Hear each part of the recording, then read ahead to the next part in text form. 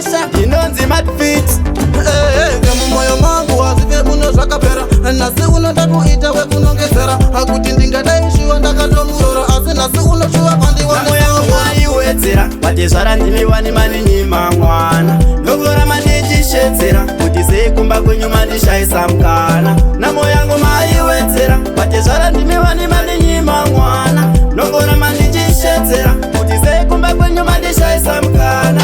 nekuti ndakagutsikana ndiye wandinoda kana moyo wangu shuwa ndiye wandakafa hapasina kuti mumwe wandichada kana chaabika ndicho chandichada saka tedzara nyaya yangu chimbotererai nekutoti ndiri mwana akarairwa kana ndoenda ndiri mugochema-chema ndinoda ndiende ndisiye muchifara namo yangu maiwedzera watezvara ndimi wani maninyima mwana ndogora mandichisvedzera kuti sekumba kwenyu mandishaisa mukana namo yangu maiwedzera watezvara ndimi wani maninyima mwana ndogora mandichisvedzera kuti sekumba kwenyu mandishaisa mukana ipapo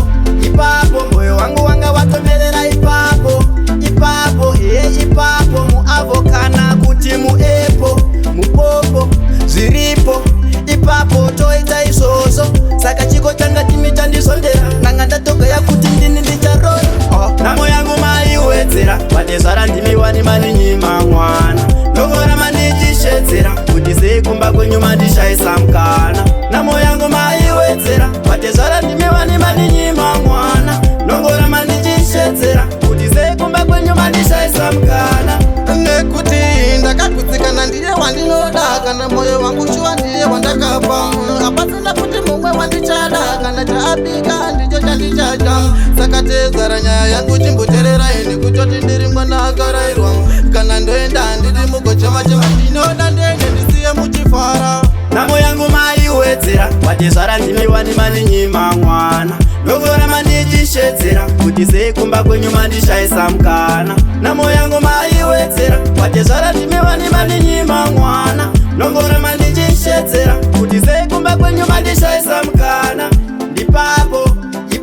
moyo wangu wanga watomerera ipapo muavokana kuti muepo mupopo zviripo ipapo toita izvozvo saka chiko changa chimi chandisondera nanga ndatogaya kuti ndini ndicharora